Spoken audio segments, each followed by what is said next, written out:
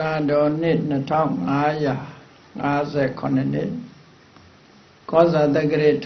1385ခုနှစ်ဒိုရဲလာပြီကျော်14ရက်2014ခုနှစ်ဖေဖော်ဝါရီလ28ရက်ဓမ္မပူဇာတပင်၌ဟောကြားအပ်သောမေခင်ထုတ်၍အဖြေရှာခြင်းအကြောင်းတရားဒေသနာတော်ဒီကနေ့ညဓမ္မသဘင်ခန္ဓာကိုရွှေဘုန်းတော်သခင်ရှင်တော်မြတ်ဖရာ၏မဟာကရုဏာကုံကိုအာယုပြုကာတိကျုဖွဲ့ဆိုအပ်သောဝန္ဒနာပနာမအာတိတဂါထာကိုရွတ်ဆိုပူဇော်ခြင်းဖြင့်စတင်ကြရအောင်ယောကပဂောတိဟိပိအပမေယံကာလံကရွန်တောတိဒုက္ခရာတိခေရံကတောလောကဟိတယာနာထောနမောမာကာရုဏိကတတတယောနာထောဝိနိယမြာစွာတတဝါဤချမ်းသာစီးပွားလူလာတောင်းတဂုံပေါင်းခါသည်ဖြင့်နာထမြညာခြင်းရှင်တော်မြတ်ဖရာသည်ကပ္ပဂောတိဟိပိဂရေကဘာရေအတွက်သင်္ချာတို့ဖြင့်တော်လဲအဘယ်မေယံရေအတွက်တိုင်းတာဖော်ပြခြင်းငါမစွမ်းနိုင်ပါသောကာလံလေးအသင်ချေသိမ့်နေကဘာရှိကြသောကာလပတ်လုံးလောကဣတယတတ္တလောကဤအကျိုးစီးပွားအလို့ငါအတိဒုက္ခရာနိဥစ္စာအသက်ချေလက်အင်္ဂါမေတ္တာကြီးမှသမိတာနှင့်တထာဇနီဆွန်ញကြီးဟု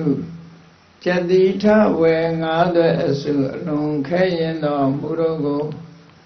ကရဏတော်ဘုရားဖြစ်ရန်ဤတန်ကြိုးကုတ်အာထုတ်တော်မူရသည်ဖြစ်၍ခေရန်လက်ချေမျက်လုံးအသက်ဆုံးလျက်နှလုံးစိတ်ဝံကိုရောဤပင်မခြင်းတို့ကတောဘဝတန်တန်ချိန်ဖန်များစွာရောက်တော်မူခဲ့ရရှာလေပြီ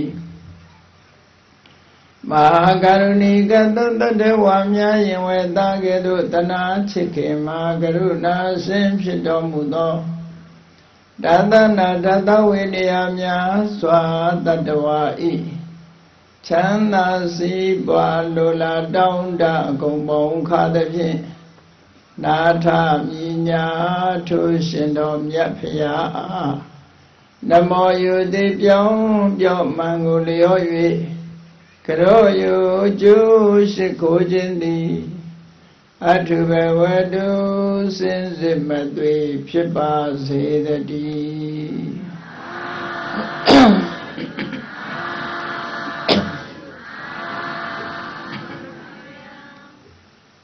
မေကွန်းထုတ်၍အဖြေရှာခြင်း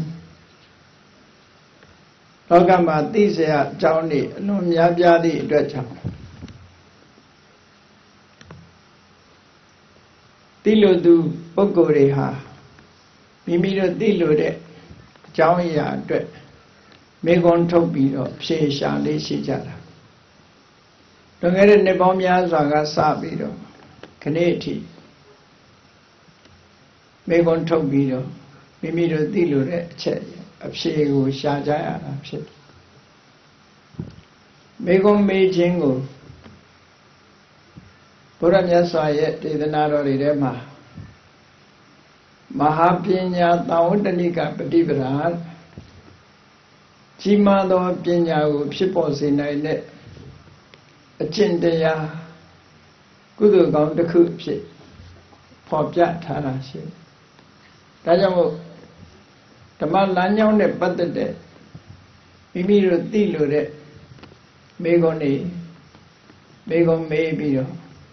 အဖြေကိုရှာကြတယ်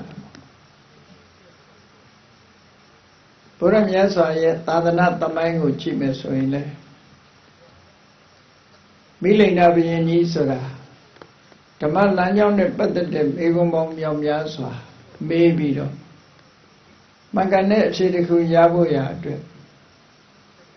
ဖြေရှာခဲ့တာဖြစ်တယ်ဒီနေ့ခေတ်ထီအောင်ပဲဘုရားဘာသာဝင်သူတော်စင်တွေရဲ့ရှင်တဲ့နှလုံးထဲမှာမိမိတို့နေရာမ ရှင်းမလင်းတဲ့အချက်လက်တွေနဲ့ပတ်သက်ပြီးတော့မိဂုံးတွေရှိနေကြမှာပဲဘယ်ခေတ်ဘယ်ခါပဲဖြစ်ဖြစ်သိခြင်းတဲ့အကြောင်းအရာတွေကိုမိဂုံးလုပ်ပြီးတော့အဖြေရှားနေကြတာဘုရားမြတ်စွာလက်ထက်တော်ခါကာလတော်ကလည်းပဲထို့တူပဲမြတ်စွာဘုရားရဲ့ဒေသနာတော်တွေထဲမှာမိဂုံးထုတ်ပြီးအဖြေရှားတာကိုဖြေဆိုဟောကြား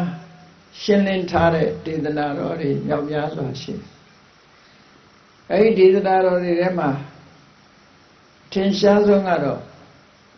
သုလဝေရဏလသုတ်နဲ့မဟာဝေရဏလသုတ်လို့ခေါ်တယ်ဒီသုတ်နှစ်သုတ်ကတော့မေတ္တာမှထင်ရှားတယ်ဘုရားဟောကြားတဲ့တရားဓမ္မတွေကိုကိုမျိုးကိုစားခွဲခြားလိုက်တဲ့အခါမှာဝေရဏလဆိုတာအမျိုးအစားတစ်ခုဖြစ်ပါဝင်တယ်သုတ္တခေယဂါထာဝေယကရဏဥဒနာဣတိယုဒကဇာတကအပုဒ္ဒဓမ္မဝေဒံလာလို့ရသော်ဘုရားရဲ့ဒေသနာတော်တွေကိုအမျိုးအစားအပြင်ခွဲခြားလိုက်တဲ့အခါ၉မျိုးပိဋကအပြင်ခွဲခြားတဲ့အခါမှာတော့၃ပုံနိကေအပြင်ခွဲခြားတဲ့အခါမှာတော့နိကေ9ရက်တပက္ခဏအပြင်ခွဲခြားတဲ့အခါမှာတော့84,000လို့အမှန်တမ်းများလာတဲ့ဘုရားရဲ့အဆုံးအမတွေထဲမှာမိဂုံးထုတ်ပြီးအဖြေရှာကြတဲ့ပုဂ္ဂိုလ်တွေအတွက်မိဂုံးတွေဟောကြားထားခဲ့တာတွေဟာပိဋကတ်တော်အနှံ့ပြားမှာပါဝင်နေတယ်အဲ့ဒီပိဋကတ်တော်တွေလည်းကထုတ်နှုတ်ပြီးဒီကနေ့တရဘင်္ဂစမှာလာတဲ့မိဂုံးနဲ့အဖြေတွေကိုသိရှိနားလည်မှတ်သားကြရအောင်မှတ်သားပြီးတဲ့အခါမှာမိမိတို့ဘဝမှာသင်္ကန်းစာယူပြီးတော့လက်တွေ့ကျင့်သုံးကြရအောင်ဟောပြောပြသမှာဖြစ်ပါတယ်အဖြေမှန်ဆိုတာမိဂုံးထုတ်တိုင်းရခြင်းမှရတာပါမမှန်မကန်အဖြေတွေလည်းပဲအများကြီးဖြစ်တယ်နော်ဘုရားဘာသာဝင်သူတော်စင်တွေအားလုံးသိတဲ့အတိုင်းမင်္ဂလာဆိုတာဘာလဲဆိုတဲ့ဒီမိဂုံးရဲ့အဖြေရှာကြတာ12နှစ်တောင်ကြာတယ်လို့ဆိုထားတာနှစ်ပေါင်း12နှစ်ကြာသည်ဖြစ်အောင်အဖြေမှန်ကိုမတွေ့နိုင်ကြဘူးနောက်ဆုံးမြတ်စွာဘုရားစီရောက်လာတဲ့အခါမှာ12နှစ်ကြာအဖြေရှာတဲ့မိဂုံးတစ်ခုဟာအပြီးတတ်သွားတယ်လို့ဒီလိုဆိုတာပေါ့စစ်မှန်တဲ့မင်္ဂလာတရားဆိုတာဘာလဲဆိုတာဒီလိုမိဂုံးထုတ်ပြီးဖြေရှာတာထို့တူပဲဒါနထဲမှာအကောင်းဆုံးဒါနကဘာလဲအရသာထဲမှာအကောင်းဆုံးအရသာကဘာလဲမွေးလျော်ပျော်ပိုင်းနှစ်ချိုက်ခြင်းမှာကောင်းသောနှစ်ချိုက်မှုဆိုတာဘာလဲဆိုတဲ့ဒီမိဂုံးရဲ့အဖြေဟာလည်းပဲနှစ်ပေါင်းများစွာရှာကြံတော့လဲအဖြေမှန်ဆိုတာမတွေ့ခဲ့ကြဘူးအဖြေမှန်မတွေ့ရလို့မြတ်စွာဘုရားနဲ့တွေ့တဲ့အခါမှာအဖြေမှန်နဲ့အဆုံးသတ်ကြတာခေတ်ဆက်ဆက်မှာပဲမိဂုံးထုတ်ပြီးတော့အဖြေရှာခဏိခေတ်မှာလည်းပဲထို့တူပဲဘုရားဘာသာဝင်သူတော်စင်တွေဓမ္မရေးရနဲ့ပတ်သက်ပြီးတော့မိမိတို့သိလို့တဲ့အချက်တွေမရှင်းလင်းသေးတဲ့အချက်တွေနဲ့ပတ်သက်ပြီးမိဂုံးထုတ်ပြီးတော့ဖြေရှားနေကြသေးပဲလို့ဒီလိုပြောမြောင်များစွာသောပုဂ္ဂိုလ်တို့ရဲ့ဆန္ဒကိုတထောင်တကွေးကနေပြီးဖြည့်ရှင်းပြီးဖြစ်တဲ့အနေအထားအရဘုရားမြတ်စွာရဲ့ပိဋကတ်တော်ဒေသနာတော်တွေထဲမှာမိဂုံးထုတ်ပြီးတော့အဖြေရှာတာတွေနဲ့ပတ်သက်ပြီးတော့ရှင်းလင်းဖြေဆို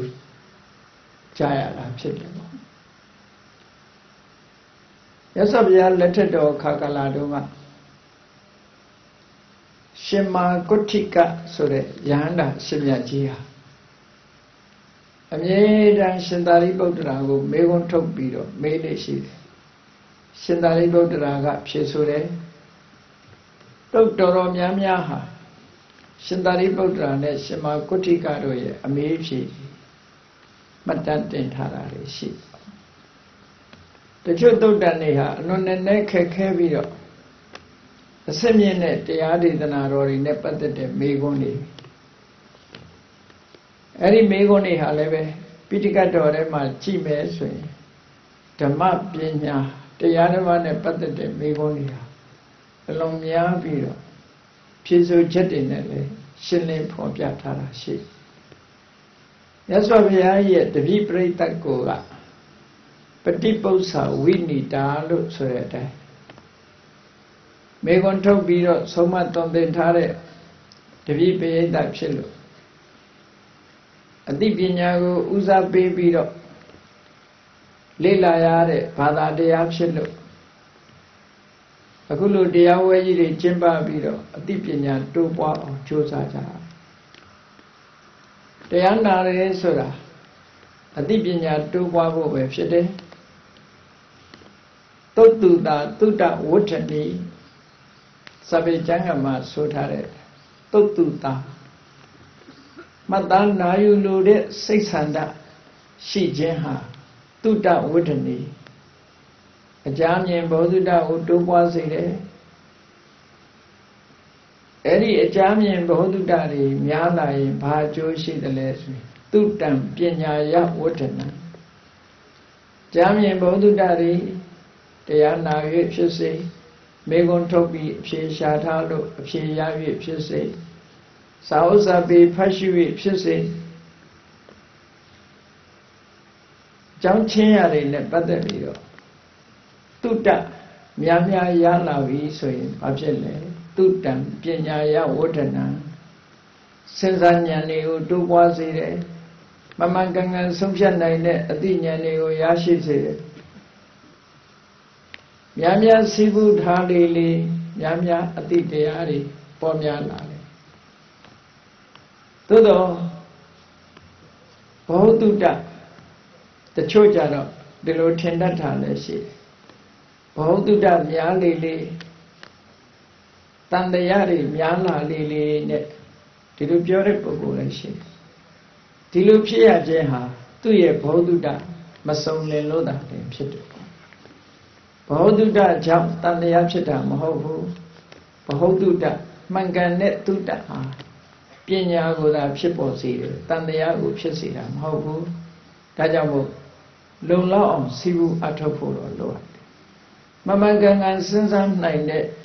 ယောနိသောမနတိကာရလို့ခေါ်တဲ့အမှန်ကန်စဉ်းစားတာ wise attention လို့အင်္ဂလိပ်လိုပြန်တဲ့ယောနိသောမနတိကာရမမှန်ကန်ကန်စဉ်းစားနိုင်မှုနှလုံးသွင်းနိုင်မှုဟာအရေးပါတယ်ပေါ့စဉ်းစားမှုဟာ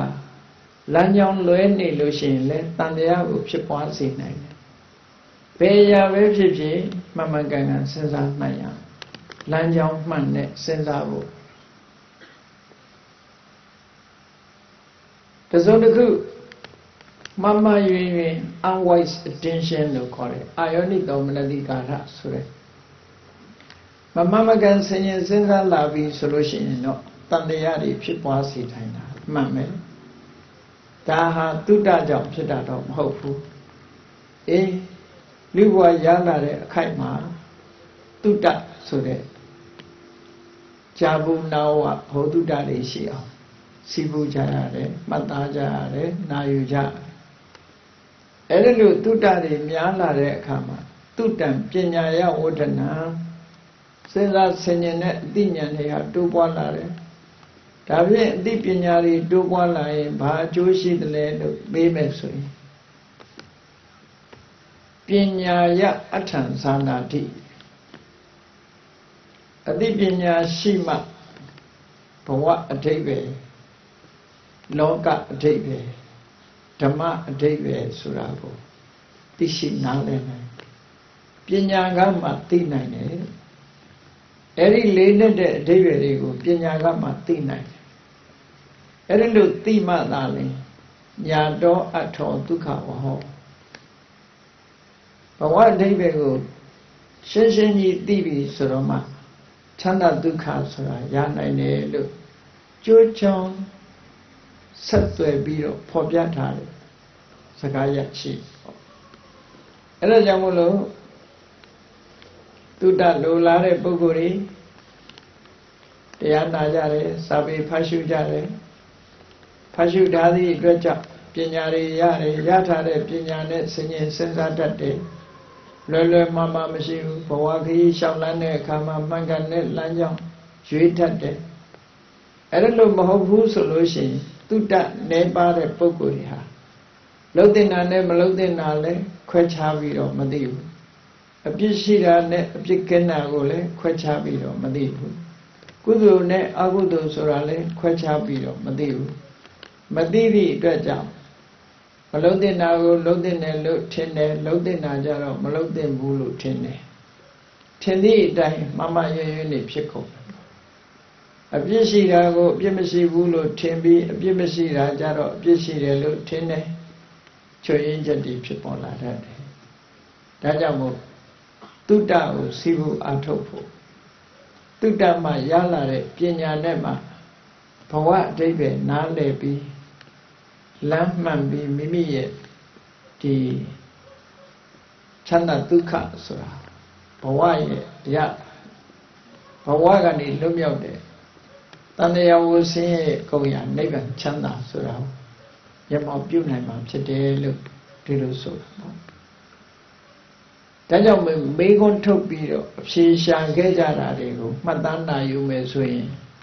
Mimi Melure, Megonet, Dysanile, Dysane, Tilure, a chatile, Paway, Pawela Lake. Mabawe Busoy in Damabe,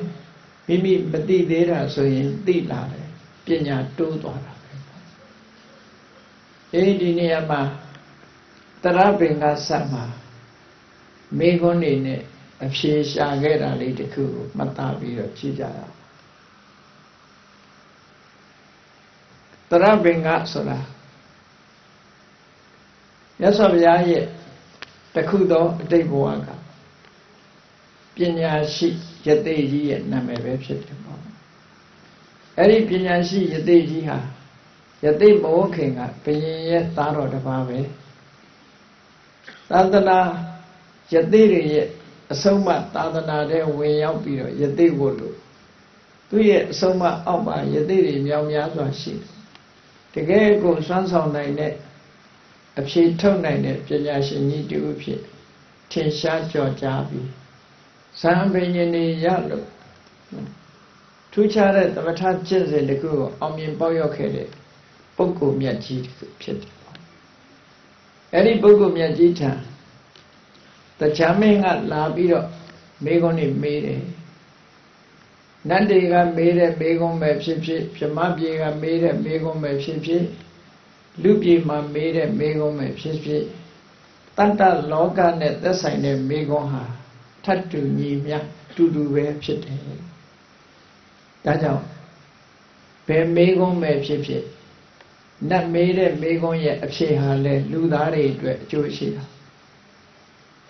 Ludari, Joshi. Tanda Loga eat a Kulongo, Chongo Biro, Sensare, Megon Muri, Pidi, Dredge. That's it, that was she needed Yagalabalo, T. Megon yet of Sheha, don't win it on my website. T. Megon Haleve, Pawaka Dred, kind line the way. Lanyan the way, Pini Umabe, Ludaiha, Mimido Boa, a don't chat for Jaya. Yasavia, the Adori Suraha. She was now you Jayare, now you beat it now, ma, Mata Jayare, South Hayare. Yenenelone, Mata South Utapido. Sensajaya, and that day we shouldn't be at that on Sensaya. Sensa like that, beat it now, ma. Let it like Najin, Jindongin, Shang Yin, Sound Yin, so that local Loja. Edama, Mimi do a dread, damn bullshit they have said. နာယုံနာပြီးတော့မှတ်သားမထားဘူးဆိုလေအကျိုးကျေးဇူးပြည့်ပြည့်ဝရမှာမဟုတ်ဘူးအေးနာတော့နာတယ်မှတ်လဲမှတ်သားတယ်သို့တော့မစင်စားဘူးဆိုလို့ရှိရင်လေအကျိုးကျေးဇူးကိုပြည့်ပြည့်ဝခံစားရမှာမဟုတ်ဘူးပြည့်ပြည့်စုံစုံလောက်နိုင်မှာနာယူတယ်မှတ်သားတယ်အ내တွေပဲစဉ်းစားတယ်လက်တွေ့ကျင့်သုံးတယ်ဆိုတဲ့အခါကျတော့မှမိမိတို့အတွက်အပြည့်အဝတန်ဖိုးရရှိမှာဖြစ်တယ်ဆိုတာကိုတော့တတိထားကြရတာပေါ့နော်အဲ့တော့ဒီမေးခွန်းတွေနဲ့ပတ်သက်ပြီးတော့ဘယ်လိုမေးပြီးတော့ဘယ်လိုဖြေခဲ့တယ်လဲဆိုတာမိမိတို့ဘဝနဲ့လည်းပဲစဟကြည့်လို့ရအဲ့ဒီမှာနံပါတ်1မေးခွန်းကဘာမေးလိုက်တာတော့ဆိုကိဉ္တုဝဋိတဝါနဂဒါစိသောစတိဘာကိုဖယ်ရှားပြစ်မှမစိုးရိမ်ရတာမျိုးဖြစ်နိုင်တယ်လေတောကကင်းနိုင်မလဲဘာကိုဖယ်ရှားပြစ်နိုင်လို့ရှိရင်ဘယ်တော့မှ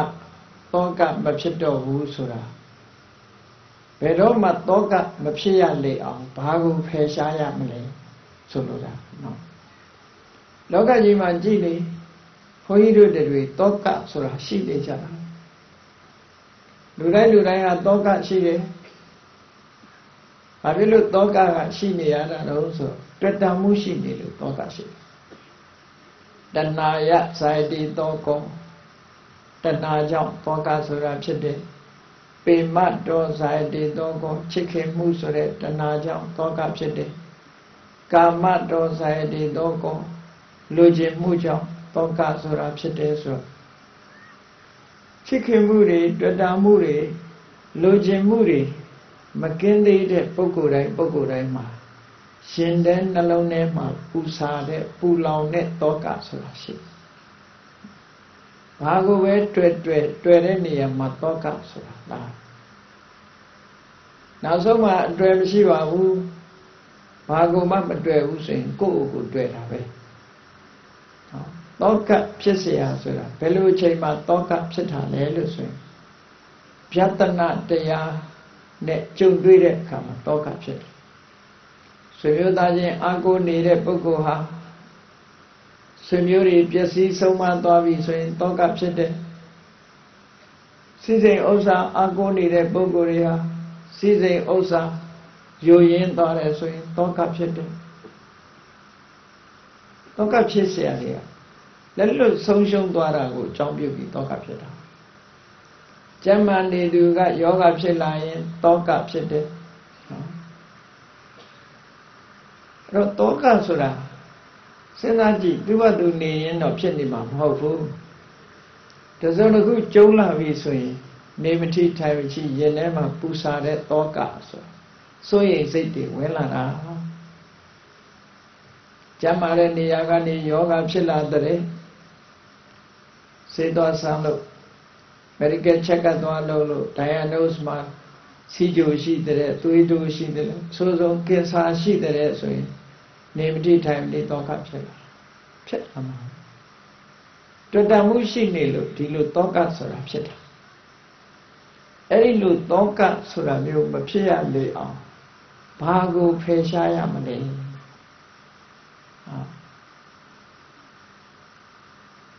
တခြားဒေသနာတော်တွေကြည့်ရင်တောကဆိုတာ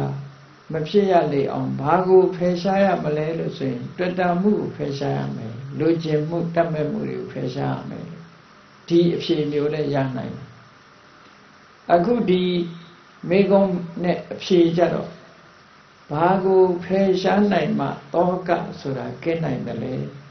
တောကကင်းဖို့အတွက်ဘာကိုဖယ်ရှားရမလဲလို့ဆိုတဲ့မေကုံကြတော့အဖြေပေးထားတာတစ်မျိုးပေးထားတယ်ဖြေပေးထားတာတစ်မျိုးပေးထားတာမှားသလားလို့ဆိုမမှားဘူးရှုထောင့်တစ်ခုကပေးထားခုနကအကြောင်းရှုထောင့်အနေနဲ့ပေးထားတွေ့တာမှုကြောင့်တောကဖြစ်တယ်ဆိုတော့တွေ့တာရာတောကဆိုတာလိုက်တယ်ကိုယ်ကိုတွေ့ရင်ကိုယ်ဘာမှာကိုယ်ပေါ့ကိုယ်နဲ့ပတ်သက်ပြီးတောကဖြစ်ပစ္စည်းဥစ္စာကိုတွေ့ရင်ပစ္စည်းနဲ့ပတ်သက်တောကဖြစ် ဘေးရပဲဖြစ်ဖြစ်တွေ့တာတဲ့ပုံမှာတောကဖြစ်တယ်ဆိုတော့အာယုန်နဲ့ပတ်သက်တယ်အခုဒီအဖြေကြတော့ဘယ်လိုဖြေလိုက်တော့ဆိုကောဓံဝဋိတောဟာနဂရာစီသောစတိကောဓဆိုတဲ့ဒေါသတရားကိုဖယ်နိုင်မှတောကဆိုတာပြောင်းမယ်လို့ဒါကအတွင်းထိအောင်ဖြေတဲ့အဖြေမျိုးဘာလို့လဲဆိုရင်တောကဆိုတာဘာကိုပြောတာတော့ဆိုဒေါသနဲ့ရှင်တွဲလာတဲ့စိတ်ရဲ့ခံစားမှုတောကခေါ်တာဟုတ်ခုနကတွေ့တာမှုကြောင့်တောကဖြစ်တယ်ဆိုတာအကြောင်းကိုပြောတာအခုတောကဆိုဒီမှာဒေါသနဲ့တွဲဖက်ပြီးတော့လာတဲ့စိတ်ထဲမှာပူလောင်တဲ့ခံစားမှုဒေါမနတဝေဒနာဆိုတာကိုတောကလို့ခေါ်တာအဲ့တော့ဒေါသမရှိဘူးဆိုရင်ဒေါမနတဝေဒနာဆိုတဲ့စိတ်ရဲ့ခံစားမှုကမရှိတော့ဒီလိုဆိုလို့နော်အဲ့တော့အဖြေနှမျိုးစလုံးဟာမှန်ကန်တယ်ခုနကအကြောင်းရှုထောင့်ကနေဖြေတာအခုကတိုက်ရိုက်ဖြေတဲ့အဖြေမျိုးလို့ဒီလိုစဉ်းစားကောဓံဝဋိတောဟာဒေါသကိုဖယ်ရှားပြစ်မယ်ဆိုရင်နဂရာစိတ်သောစတိဘယ်တော့မှမသိုးစိန်ရတော့ဘူးဒေါသကင်းသွားမှအပြီးသတ်ဆွေးရမှုဆိုတာပြောင်းနိုင်တယ်လို့ဒီအဓိပ္ပာယ်ကိုပြောတာဒီအဓိပ္ပာယ်ကိုပြောတာသောတာပန်ရဲ့တဏ္ဍာမှာဒေါသမပြောက်သေးတော့တောကရှိသေးတယ်တဂရခံရဲ့တဏ္ဍာမှာဒေါသမပြောက်သေးသည့်အတွက်ကြောင့်တောကဆိုတာရှိသေးတယ်ကြည့်လေသောတာပန်ဖြစ်တဲ့ဝိသခာကျောင်းမကြီးဟာသူ့မှာအားကိုးရတဲ့မြေမကလေးမြေကလေးဟာအလွန်လိမ္မာတဲ့မြေကလေးသူ့ကိုယ်စားပြုပြီးတော့တန်ဃာတွေဝကြိုးငယ်ပြုတ်နေတဲ့မြေကလေးမြေမကလေးဆုံးသွားတဲ့အခါမှာစိုက်ကြီးတဲ့ငယ်ငိုယိုပြီးတော့မြတ်စွာဘုရားစီရောက်လာတာကြည့်တောကပဲလေဒီလိုတောကဖြစ်တာအနာရဘိန်တထေကြီးလေသောတာပန်ပဲသူ့သမီးသူ့ရဲ့သမီးသူမနာဒေဝီသူ့ကိုခေါ်တွေ့ပြီးတော့သူ့လက်ပေါ်ရင်ဆုံးသွားတဲ့အခါမှာတောကဖြစ်တာပဲဘာဖြစ်လို့တောကဖြစ်တယ်လဲလို့မေးလို့ရှိရင်အကြောင်းကိုမေးလို့ရှိရင်တော့တွေ့တာမှုမကင်းလို့ဖြစ်တယ်လို့ဒီလိုပြောမယ်နောက်တစ်ခုပြောရင်အကယ်၍သာဝိသခာနဲ့အနာရဘိရဲ့တဏ္ဍာမှာဒေါသဆိုတဲ့တရားမရှိတော့ဘူးဆိုလို့ရှိရင်တော့တောကလည်းမရှိတော့ဘူးအနာဂတ်ဖြစ်သွားရင်တောကဆိုတာမရှိတော့ဘူးလေဒေါသနဲ့တွဲဖက်ပြီးတော့လာမှဒေါသရှိမှဒေါသနဲ့တွဲဖက်လာတဲ့စိတ်ရဲ့ခံစားမှုကိုသာလည်းတောကလို့ခေါ်တာဟုတ်ဒါကြောင့်မို့ဝေလုကန္တကီမြို့ကနန္ဒမာတာဆိုတဲ့ဥပတိကမကြီးဟာသူ့ရဲ့နန္ဒဆိုတဲ့သားကလေးဟာအကြောင်းကိစ္စတစ်ခုနဲ့တိုင်းပြည်အုပ်ချုပ်တဲ့မင်းကဖမ်းဆီးခေါ်ဆောင်သွားပြီးတော့တပ်ဖြတ်ပစ်လိုက်တာသူ့မှာဘာဖြစ်တယ်ဆိုဘာမှမဖြစ်ဘူးလေတောကမဖြစ်ဘူးသူအမတ္တမဒီသားကလေးတယောက်မျက်မျက်နိုးရှိတဲ့သားကလေးတယောက်သိဆုံးသွားတာကိုအကြောင်းပြုပြီးတော့အဲ့ဒီဥပဒကမကြီးကရှင်သာရိပုတ္တရာကိုလျှောက်တယ်သူ့သားလေးအသက်ခံရတယ်လို့သတင်းကြားတဲ့အခါမှာသူ့စိတ်ဟာဘာမှမတုံ့လို့ဘူးလို့ဒီလိုပြောတယ်။ဘာကြောင့်မတုံ့လို့ထားတော့လို့မေးလို့ရှိရင်အခုပြောတဲ့ကောဓံဝဋိတဝါနဂရာစီသောစတိတုံ့လို့တယ်ဆိုတာဒေါသရှိမှတုံ့လို့တာဟုတ်အဲ့တော့အနာဂံဖြစ်သွားရင်ဒေါသကိုလုံးဝဖယ်ရှားပစ်လိုက်တော့ဒေါသနဲ့မှတွဲဖက်ပြီးတော့လာနိုင်တဲ့စိတ်ရဲ့ခံစားမှုဆိုတဲ့ဒေါမနတဝေဒနာလုံးဝမရှိတော့ဘူးစိတ်ရဲ့ခံစားမှုကမလာတော့ဘူးမလာတော့သည့်အတွက်ကြောင့်သူ့မှာတောကမဖြစ်တောကဖြစ်တာနဲ့တဏှာတာနဲ့တခြားစီနော်သွားမရောထွေးနဲ့ကရုဏာဆိုတာမွန်မြတ်တယ်တောကဆိုတာမမွန်မြတ်ဘူးသို့တော့ကရုဏာနဲ့တောကဟာ စင်စင်တူတယ်လို့ဒီလိုပြောဒါကြောင့်မို့ရောထွေးသွားတတ်တယ်ကရုဏာဖြစ်ခြင်းသည်ဒုက္ခရောက်နေတာကိုဒုက္ခမှလွတ်စေခြင်းတဲ့သဘောအကျဉ်းတရားတွေဖြစ်ပေါ်တဲ့သဘောကရုဏာသောကဆိုဒီမှာရင်ထဲမှာပူလောင်ခြင်းသဘောကရုဏာကရင်လောင်တဲ့ရင်ထဲမှာပူလောင်တာမဟုတ်ဘူးတနာကျင်နာတဲ့စိတ်နဲ့ဆင်းရဲဒုက္ခကိုကယ်တင်ပေးခြင်းတဲ့သဘောပဲဖြစ်တယ်အဲ့တော့ကရုဏာဟာသောကနဲ့တူပေမဲ့လို့သောကမဟုတ်ဒါကြောင့်မို့သောကနဲ့ကရုဏာဟာရောထွေးသွားသည့်အတွက်ကြောင့်ဒီသောကကရုဏာရောင်ဆောင်ပြီးတော့လှည့်စားသွားတတ်သေးတယ်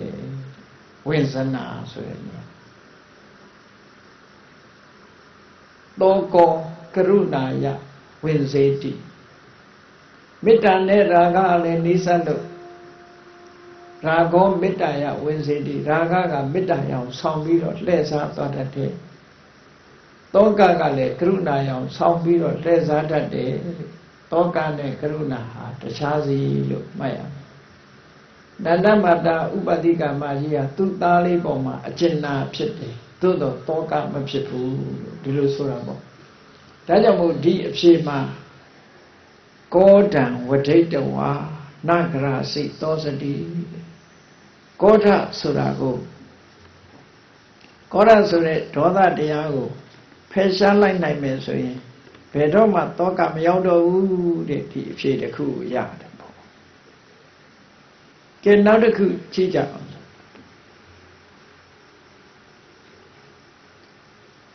ကိတ္တပဟာနံဣတယောဝနယန္တိသူတော်စင်သူတော်မြတ်တွေဟာဘာကိုဖယ်ရှားတာကိုသဘောကျတယ်လေဒီမိကုန်းကတော့အလွန်ကျယ်တဲ့မိကုန်းဖြေတဲ့အဖြေကတော့တခါတရံအခြေအနေကိုကြည့်ပြီးတော့အဖြေကကျဉ်းချင်းဖြေတာလည်းရှိတယ်ပေါ့နော်ဘာကိုပယ်တာကိုပို့ပြီးတော့ချီးမွမ်းကြတယ်လေလို့ဆိုတဲ့အခါခေတ်အခြေအနေလိုက်ပြောရမယ့်အဖြေမျိုးပဲဒီအဖြေကသို့တော်ဒီထဲမှာဖြေထားတဲ့အဖြေကတော့ဘာလဲလို့ဆိုရင်ဘာကိုဖယ်ရှားမှဘာကိုဖယ်ရှားတဲ့လဲဘာကိုဖယ်ရှားတာဟာချီးမွမ်းမွေကောင်းတယ်လဲဆိုလောကကြီးတစ်ခုလုံးကိုခြုံကြည့်လိုက်မကောင်းတဲ့စိတ်တွေဖယ်ရှားဖို့ဆိုတာအများကြီးပဲဖယ်ရှားတဲ့နာတွေကြီးပဲလက်စားတတ်တဲ့မာယာတရား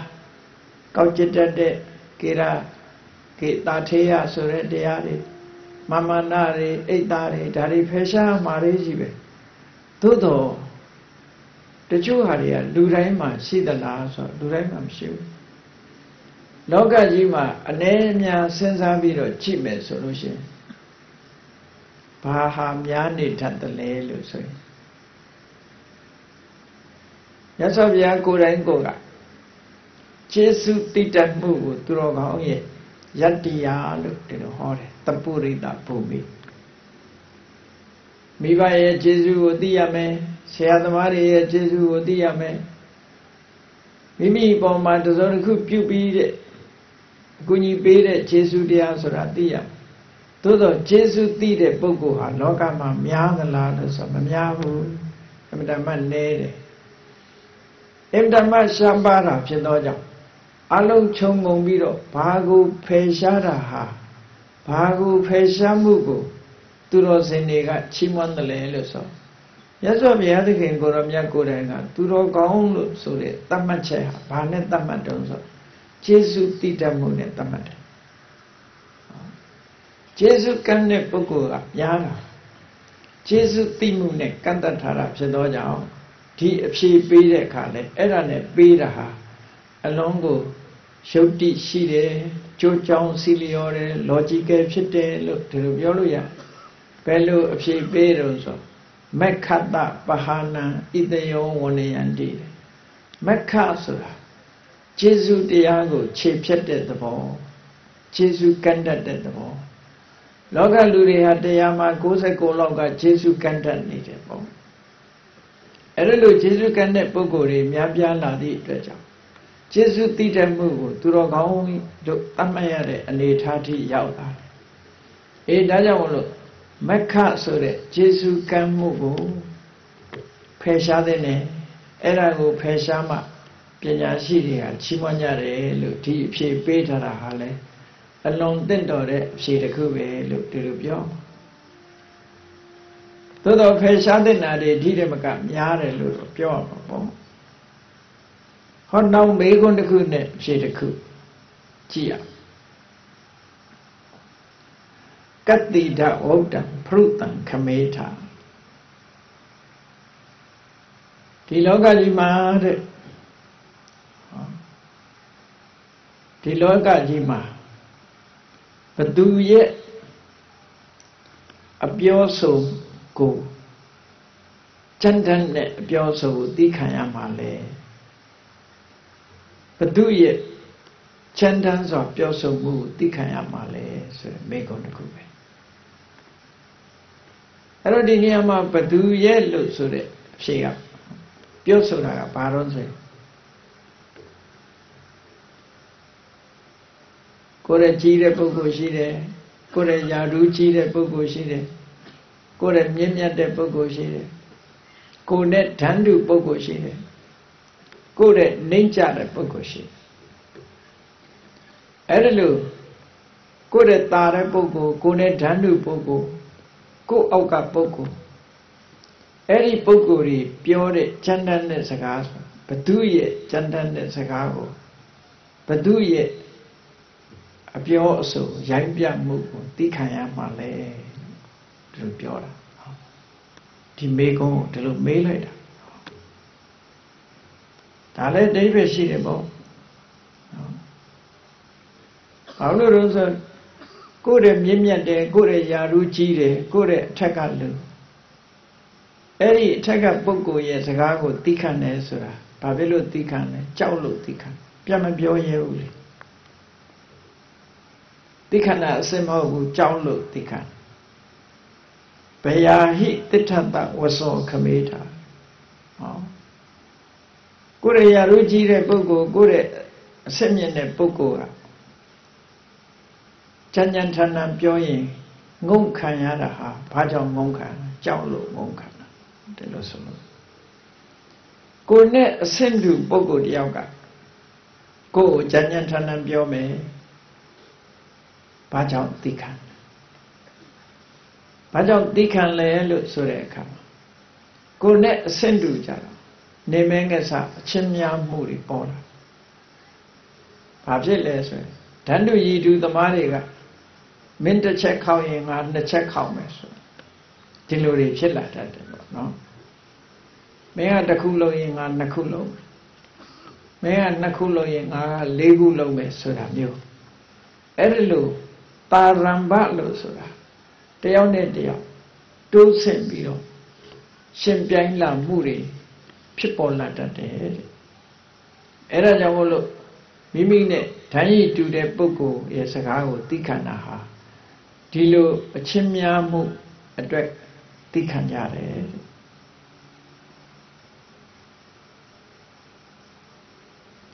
နောက်တစ်ခါကိုယ့်ရဲ့အောက်တန်းကျတဲ့ပုဂ္ဂိုလ်တယောက်ရဲ့စကားကိုသိခံကိုယ့်ရဲ့အောက်ကလူနော်ကိုယ့်ရဲ့ညံ့တဲ့လူရဲ့စကားကိုသိခံအဲ့ဒီကိုယ့်ရဲ့ညံ့တဲ့လူအောက်တန်းသားရဲ့စကားကိုသိခံနိုင်ပြီဆိုတဲ့အခါကျတော့ဘာကြောင့်မှမဟုတ်ဘူးတကယ်ကိုခွင့်လွတ်ခြင်းသိခံခြင်းမျိုးဖြစ်သောကြောင့်တဲ့အပြစ်ကင်းစင်ပြီးတော့တကယ်မြင့်မြတ်တဲ့ခန္တီလို့ဒီလိုပြောနိုင်တယ်လို့ဒီလိုဆိုတာသိခံတာတော့အလုံးကိုသိခံတာပဲသို့တော့ကိုကအနိုင်ယူနိုင်ရတဲ့အနိုင်မယူဘဲနဲ့သိခံတာမှမြင့်မြတ်တဲ့သိခံမှုလို့ဒီလိုဆိုတယ်နော်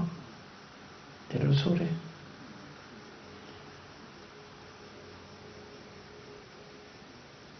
အဲ့ဒီမှာရှင်းထားတာဇာတိအာတိဟိတိဋ္ဌတဘယေနာ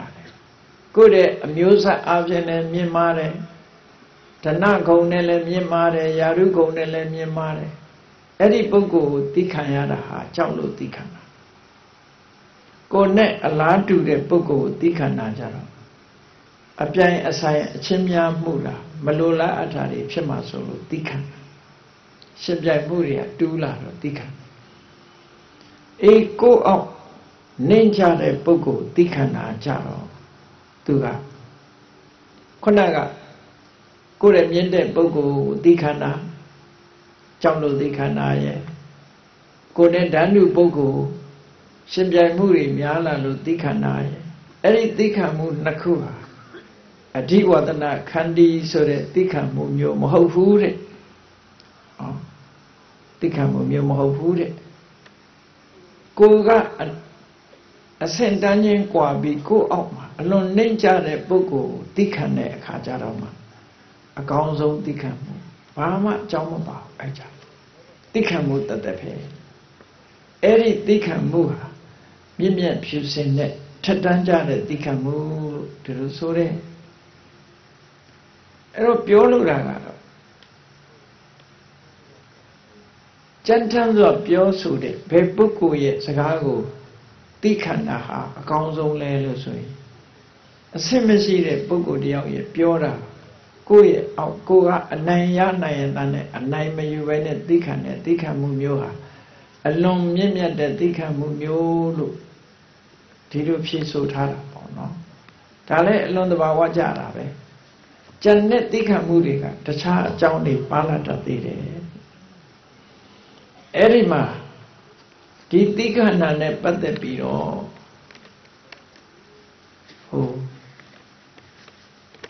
ကောက်ချက်ချပြထားတာဟာအလုံးမသားဆရာကောင်းတယ်အင်းအကြီးတဲ့နော်စစ်တပ်ကြီးကိုပိုင်ဆိုင်တဲ့တိုင်းပြည်အုပ်ချုပ်တဲ့ပုဂ္ဂိုလ်တောင်မှစစ်ထိုးပြီးအနိုင်ရရင်တောင်ဒီလိုအမြတ်မျိုးကိုမရနိုင်ဘူးတဲ့ဟောသူတော်ကောင်းဟာသိခံခြင်းဖြင့်ရလိုက်တဲ့အမြတ်တစ်ခုကိုရလိုက်တယ်တဲ့ဘာလဲလို့ဆိုရင်ခန္တီပလတ်တုပတမန္တိဝေရာသိခံခြင်းဖြင့်ယဉ်ငိမ့်သွားတယ်ဆိုတဲ့အမြတ်ကိုရအားကြီးလို့မိမိကတိုက်ခိုက်ပြီးသိမ့်ပိုက်လိုက်လို့အနိုင်ရတယ်လို့ဆိုပေမဲ့ဟုတ်တယ်ရန်သူကိုနိုင်လိုက်တာတော့မှန်တယ်သူမနိုင်တာဘာလဲလို့ဆိုရင်ရံပွားတာကိုသူမနိုင်ဘူးတစ်ဖက်သားရဲ့မကျေနပ်မှုတွေကိုသူမနိုင်ဘူးနိုင်တာလူကိုသာနိုင်တယ်ဘာနဲ့တူတယ်လဲလို့ဆိုလို့ရှိရင်ဥဒိဏမင်းကိုသန္နပစ္စောဒမင်းကလှည့်စားပြီးဆင်ယုံနဲ့လှည့်စားပြီးဖမ်းဆီးပြီးတဲ့အခါမှာစနေချစ်တဲ့ဟဋ္ဌိကန္တမန္တန်ကိုသင်ပေးဖို့တောင်းတဲ့အခါသူ့ကိုရှ िख ိုးမှသင်ပေးမယ်လို့ကြက်ခိုင်းရှ िख ိုးမှသင်ပေးမပေးဘူးဆိုရင်မင်းကိုမင်းတံအပြစ်ဒဏ်ခတ်မယ်ဆိုဥဒိဏမင်းကဘာပြောလဲလှုပ်ချင်လှုပ်လေတဲ့မင်းကငါ့ကိုလှုပ်နိုင်တာငါခန္ဓာကိုယ်ပဲလှုပ်နိုင်တယ်ငါစိတ်ကိုမင်းမနိုင်ပါဘူးလို့သူတို့ပြောတာနော်စိတ်ဓာတ်ကိုဘယ်နည်းနဲ့မှမရနိုင်ဘူးစစ်ပွဲကြီးတစ်ပွဲတိုက်လိုက်လို့အနိုင်ရခြင်းရလိမ့်မယ်သို့တော့ရန်ငြိမ်းခြင်းဆိုတဲ့ဘယ်တော့မှဒီရန်လိုသူမရှိတော့ဘဲနဲ့အလုံးကျင့်납ပြီးငြိမ်းချမ်းသွားတဲ့ဆိုတဲ့ဟာမျိုးဘယ်တော့မှမရဘူးဒါကြောင့်မို့မြတ်စွာဘုရားကဟောထားတာရှိတယ်နာဟိဝေရေနသမ္မန္တိသမ္မန္တိဒကုဒ္ဒသနာနာဟိဝေရေနဝေရာနိသမ္မန္တိဒကုဒ္ဒသနာရန်ကိုရန်နဲ့ပြန်တုပ်လို့လောကကြီးမှာဘယ်တော့မှငြိမ်းတယ်ဆိုတာမရှိဘူးတဲ့အဝေရေနသသမ္မန္တိရန်မတုပ်ပြန်သိခံခြင်းဖြစ်လာလဲရန်ဆိုတာငြိမ်းတယ်လို့ဒီလိုဆိုတော့ဟုတ်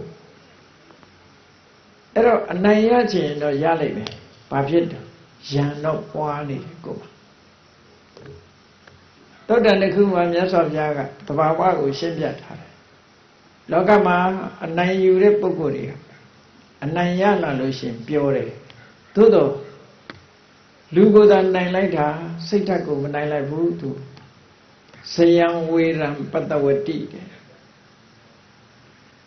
နိုင်တဲ့ပုဂ္ဂိုလ်ဟာရန်သူများတယ်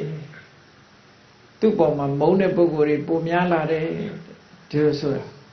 ဒါကြောင့်မလို့ရန်ငိမ့်အောင်မလုပ်နိုင်ဘူးရန်သူကိုနိုင်လိုက်ပေမဲ့ရန်ငိမ့်အောင်မလုပ်နိုင်ဘူးလို့ဒီလိုဆိုလိုတာပေါ့ဆယံဝေရံပတဝတိဆယံ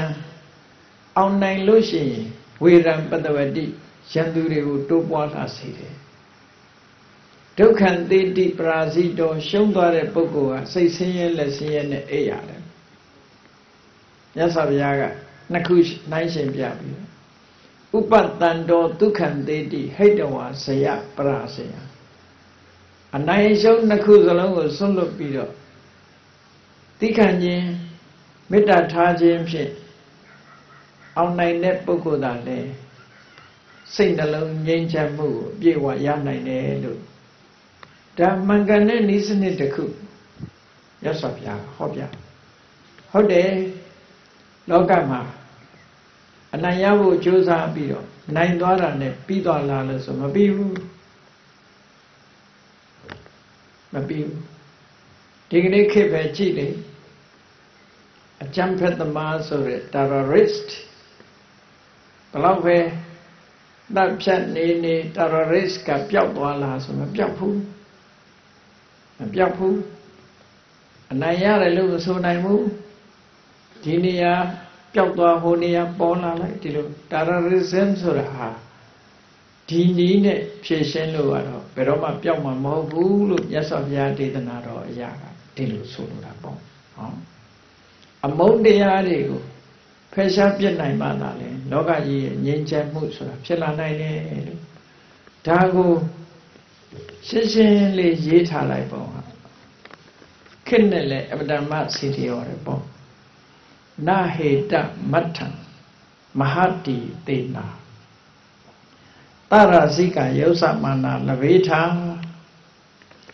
ယံခန္တိယတပ္ပုရိတောလဗေထာခန္တိပလတ္တုပတမန္တိဝေရာခန္တီရဲ့စွမ်းအားနဲ့သိခံခြင်းဆိုတဲ့စွမ်းအားကိုအမိပြုပြီးတော့ယမန်သမျှအကုန်ငြိမ့်သွားတယ်တဲ့အဗ္ဗဓမ္မကြီးမားတဲ့စစ်တပ်ကြီးနဲ့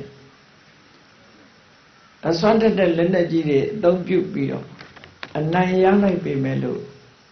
ရန်ငြိမ်းခြင်းဆိုတဲ့အကျိုးကျေးဇူးမရနိုင်ဘူးဒီလိုဆိုထားတယ်နော်ဒါလွန်ခဲ့တဲ့ဖယားမပွင့်ခင်ကပြောထားတဲ့စကားတွေပဲဒီလိုဆိုတာပေါ့နော်အေးဒါကြောင့်မို့ဘာကိုဘသူစကားကိုစော်ကားတဲ့စကားမျိုးကိုသိခံရမှာလဲလို့ဆိုရင်အလုံးရဲ့စော်ကားတဲ့စကားကိုသိခံရမှာပဲသို့တော့သိခံဖို့အလွန်ခဲရင်းနဲ့ကိုယ့်ရဲ့အောက်တန်းကြတဲ့ဆင့်နေတဲ့ပုဂ္ဂိုလ်တယောက်ကပြောဆိုတာကိုတောင်သိခံနိုင်ပြီဆိုရင်အလွန်မြင့်မြတ်တဲ့သိခံမှုပဲထက်တန်းကြတဲ့သိခံမှုလို့ဒီလိုဆိုရမယ်လို့သူပြောတယ်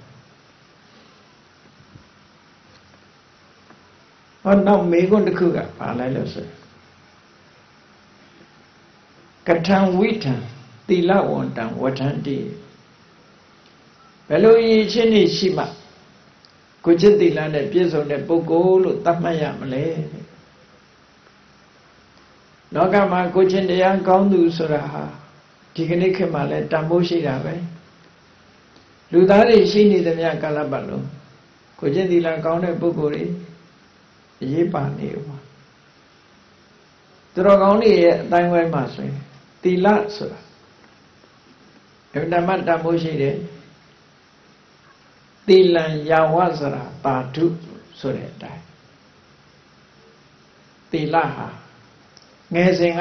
စပြီးတော့အိုမင်းသည့်ထိအောင်လူရဲ့ဘဝကိုလှပစေတယ်ကလေးငယ်ငယ်လေးကိုကျင့်သီလကောင်းတယ်ဆိုရင်လည်းချီးမွမ်းမှုရဖြစ်တာပဲ။အော်ကလေးလေးနဲ့မလိုက်ဘူး။ကိုကျင့်သီလကောင်းလိုက်တာ။အေးလူရည်လူလက်ဖြစ်လာတဲ့အခါလဲအော်ပျော်တယ်ပါတဲ့အချိန်မှတောင်ကိုကျင့်သီလနဲ့ဥပုသ်ဆောင်မောရတယ်။ကောင်းလိုက်တာချီးမွမ်းရ။အသက်အရွယ်ကြီးလာတော့လေအော်အသက်အရွယ်ကြီးတာ တီလနဲ့ပြည့်စုံလိုက်တာကောင်းလိုက်တာတီလံယာဝစရာတာတုတီလဆိုတဲ့အစဉ်တစားဟာအိုဒီထိအောင်အမြဲတမ်းလှပတင်းတယ်နေတယ်တင့်တယ်စေးတယ်ဆိုဟုတ်တယ်ကြံတဲ့ဟာတွေကြတော့ဒီလိုမဖြစ်ဘူးလူတွေဝစားဆင်ရင်မှုတွေနဲ့ပတ်သက်ပြီးတော့ကြည့်ပေါ့သီလဆိုတာလဲဝစားဆင်ရင်မှုတစ်ခုပဲလူတွေဝစားဆင်ရင်မှုနဲ့ကြည့်ကလေးရွယ်ဆိုရင်ကလေးတွေဝတ်တဲ့အဝတ်စားဝတ်အဲ့ဒီကလေးရွယ်ဝတ်တဲ့အဝတ်စားကိုလူရွယ်လူလက်သွားဝတ်လို့ရှိရင်ပြောခံရမှာပဲ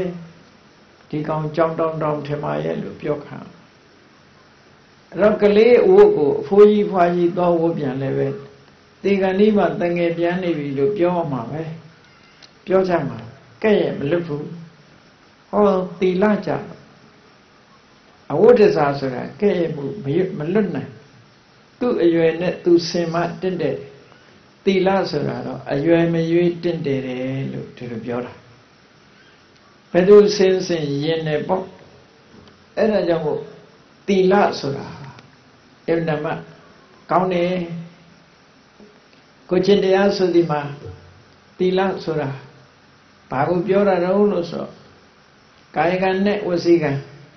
ကိုယ့်ရဲ့အမှုကိုယ့်ရဲ့ပြုမှုမှုကိုယ်ရည်လက်ရောက်ပြုမှုမှုနဲ့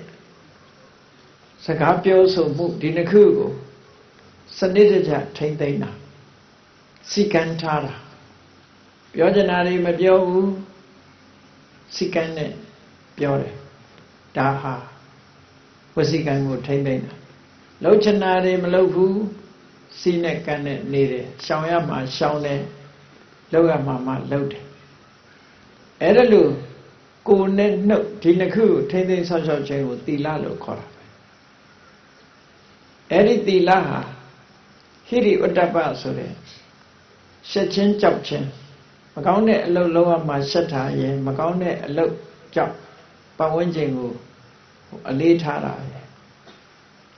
အဲ့ဒီလိုရှက်မှုကြောက်မှုဆိုတဲ့ဟိရိဥတ္တပဟာကိုချင်းတရား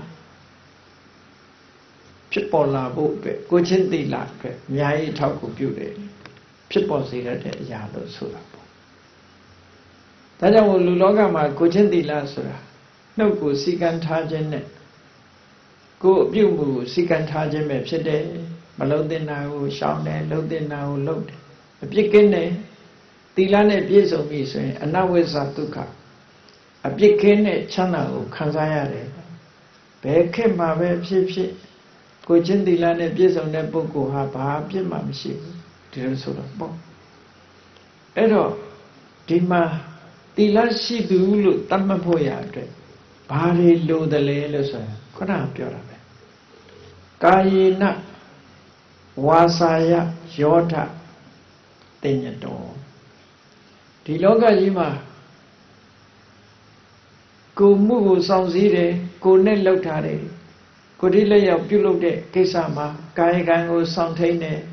ဝစီကံကိုစောင့်ထိန်တယ်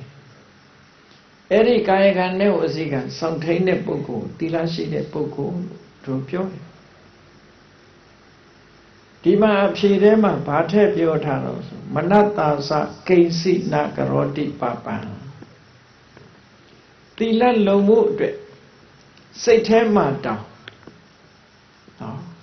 စိတ်ထဲမှာတောင်းမကောင်းတဲ့အလုပ်လုပ်ဖို့စိတ်မကူးဘူးစိတ်ကူးပြီးရင်သူဟာကာယကံဝစီကံမြောက်သွားတာဒါကိုဒါကြောင့်မို့စိတ်ထဲမှာတောင်းမှာပဲမကောင်းတဲ့အလုပ်ဆိုတာစိတ်မကူးဘူးကာယကံမြောက်လုပ်ဖို့နေနေသာသာဝစီကံမြောက်ပြောဖို့နေနေသာသာစိတ်ထဲမှာတောင်းစိတ်မကူးဘူးတဲ့နအတ္တဟေတုအလိကံပနန္တိကိုယ်အတွက်ကိုရေးကိုရကိစ္စနဲ့တောင်းမှပဲမမှန်မကန်မပြောဘူးလို့ဆိုတော့မုဒ္ဒဝါဒဆောင်ခြင်းတဲ့အဓိပ္ပာယ်ဒီနေရာမှာကိုရေးကိုရာကိစ္စနဲ့မပြောဘူးသူများကိစ္စနဲ့ပြောတယ်လို့ဒီလိုအဓိပ္ပာယ်ဆိုလိုတာမဟုတ်ဘူးကိုရေးကိုရာကိစ္စတောင်းမှမပြောဘူးဆိုရင်သူများကိစ္စတို့လက်ပေးလို့ပတ်စံထိုးလို့သူများဆရာပတ်စံရလို့လိန်နာလို့ဒါမျိုးတွေမလုပ်ဘူးလို့ဆိုလိုတယ် သောတာပန်ပုဂ္ဂိုလ်တွေကြတော့ဇီဝိတဟေတုပိကိုယ်အသက်တာအသေးခံမယ်အသက်ဒီဟုသောအကြောင်းကြောင့်တောင်းမမှန်မကန်မလုပ်ဘူးမပြောဘူးလို့ဒီလိုအဓိပ္ပာယ်ရတယ်အဲ့တော့သီလရှိသူဆိုဒီမှာစိတ်แท้ကတောင်းမကောင်းတဲ့အကုသိုလ်ကိုမဖြစ်အောင်ထိမ့်သိမ့်ပြီးကာယကံမြောက်ဝစီကံမြောက်စောင့်စည်းတဲ့ပုဂ္ဂိုလ်တဲ့စောင့်စည်းတဲ့ပုဂ္ဂိုလ်မိမိအတွက်တောင်းမှပဲမမှန်မကန်ပြောဆိုခြင်းမပြုတ်တဲ့ပုဂ္ဂိုလ်မျိုးဟာသီလရှိတဲ့ပုဂ္ဂိုလ်လို့အချင်းချင်းပြောလိုက်တာဒါသီလရှိတယ်ဆိုတာခုနငါးပါးသီလထဲမှာကြည့်လိုက်မယ်ဆိုရင်ဒါတွေကြည့်ပဲလေပါဏာတိပါဒဆိုတာကာယကံနဲ့ပတ်သက်တယ်အာရိဏဒါနကာမေတုမေသဆရာကာယကံနဲ့ပတ်သက်တယ်ဘုဒ္ဓဝါဒကဝစီကံနဲ့ပတ်သက်တယ်သူရမေရယဆိုတာအလုံးကိုကျွလွန်ဖို့လမ်းကြောင်းကြီးတစ်ခုဖြစ်နေတယ်ရှောင်ရမှာကိုမရှောင်ဘူးဆိုရင်သူလည်းကာမေတုမေသဆရာထဲမှာထည့်ပြီးတော့ပြောတာမခံရမယ့်အရာသာသွားပြီးတော့မှန်မှန်ရင်အရာသာခံတယ်မူရစ်တဲ့အရာသာသွားခံအဲ့တော့ဒီလိုကာယကံဝစီကံထိမ့်သိမ့်ဆောက်ရှောက်ပြီးစိတ်แท้ကကြံတွေးတာတောင်မှပဲမဖြစ်အောင်ထိမ့်သိမ့်ဆောက်ရှောက်တဲ့ပုဂ္ဂိုလ်မျိုးသီလရှိသူလို့ဒီလိုသတ်မှတ်ပါတယ်တဲ့ဒီလိုဆိုရင်ဟုတ်ပြီနောက်မေးခွန်းတစ်ခုကဘာမေးတော့ဆိုကထံဝိတံပညာဝန္တံဝဋ္ဌန္တိ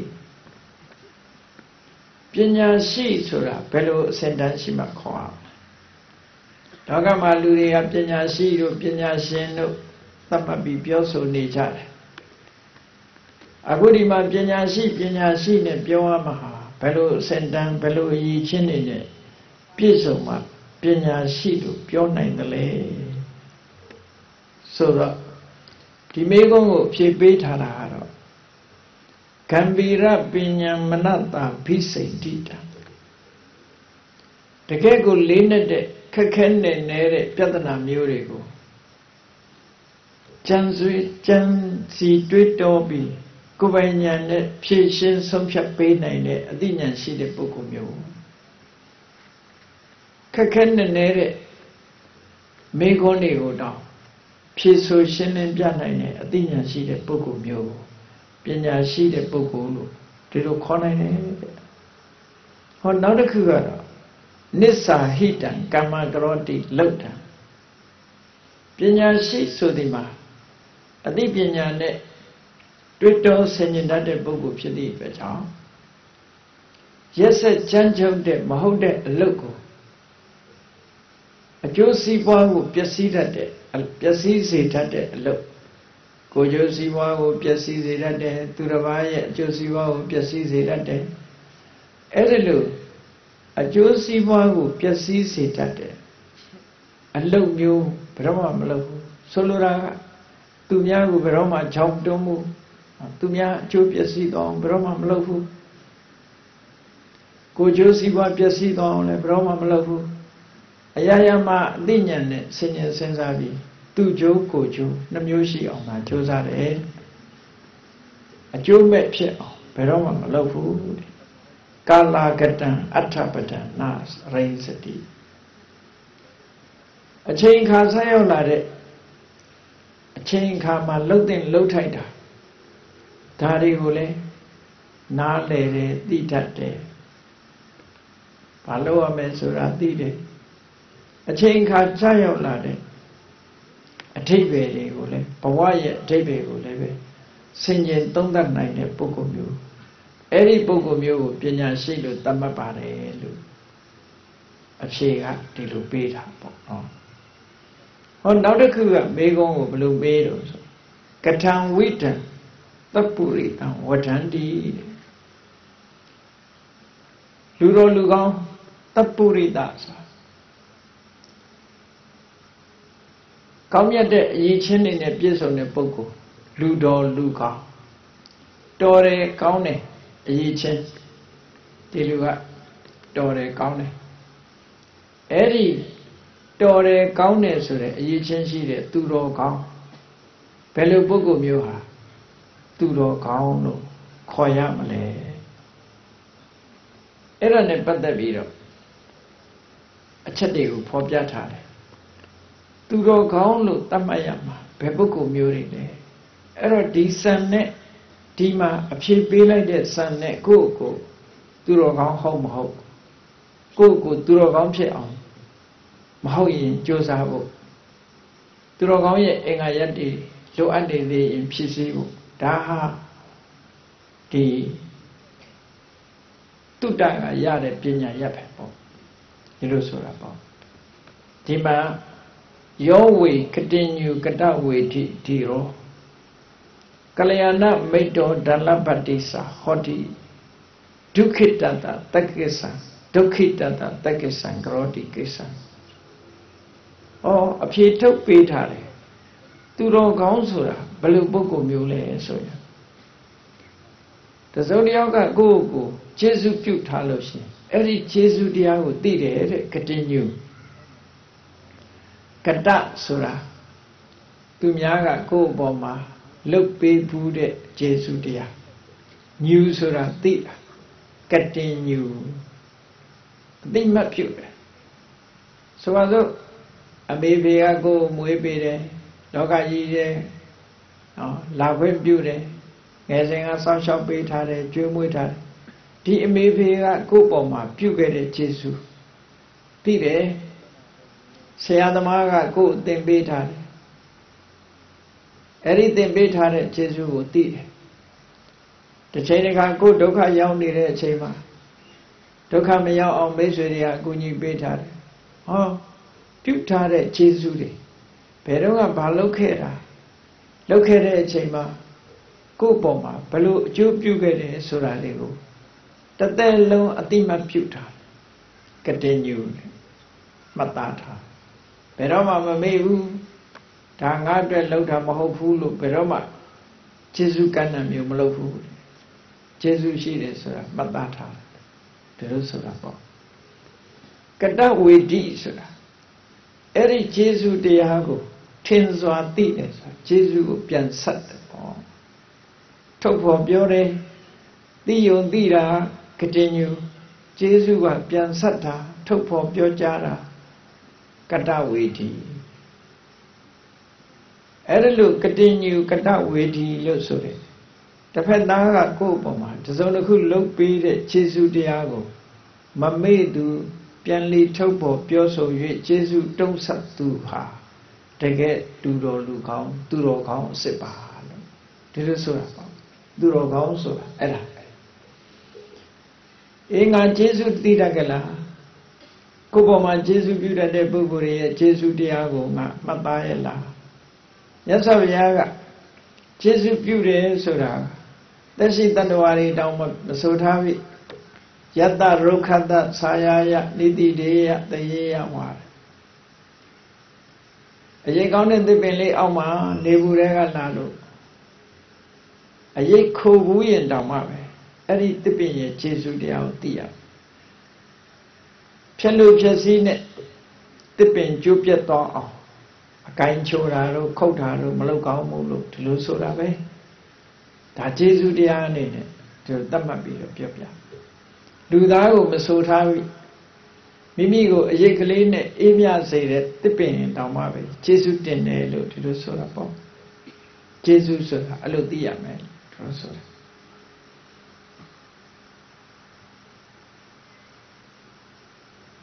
ဒီအချက်ဟာသူတော်ကောင်းလို့ခေါ်ရမယ်အချက်တစ်ခုပဲနောက်တစ်ခုကဘာလို့ဆိုကလျာဏမိတ်တော်ကောင်းမြတ်တဲ့အရည်အချင်းတွေရှိတဲ့မိတ်ဆွေဖြစ်ရ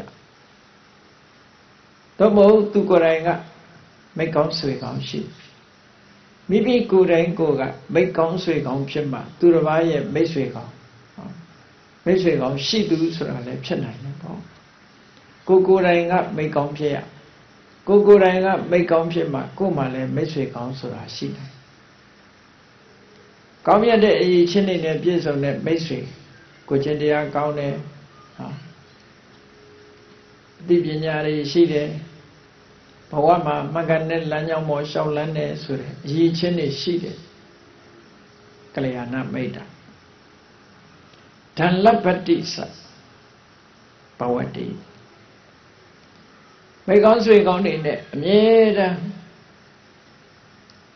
xí cắt đấy mấy con suy con nè nhé ra truê đấy ít từ đó con số gì mà mấy con suy con nè nhé ra truê phép bị đó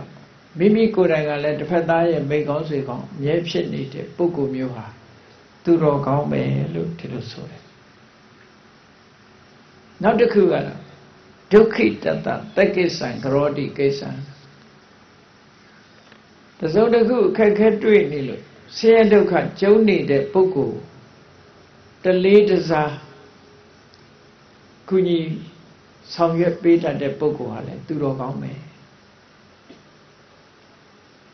được khả giáo nị luôn xì chỉ mình đi vũ cô ta này này vậy cả cứ như để sao sao để mình đi dạy vũ số để bố cô hà lại từ đó con bé luôn từ đó con ấy gì tôi đi đi nhà mà đi luôn thâu phổ pian ta thà ở đó đi phía gì ha cái này khi mà lại về lúa ăn để phía sau chết đi lúa ăn để gì chết đi chỉ về con nó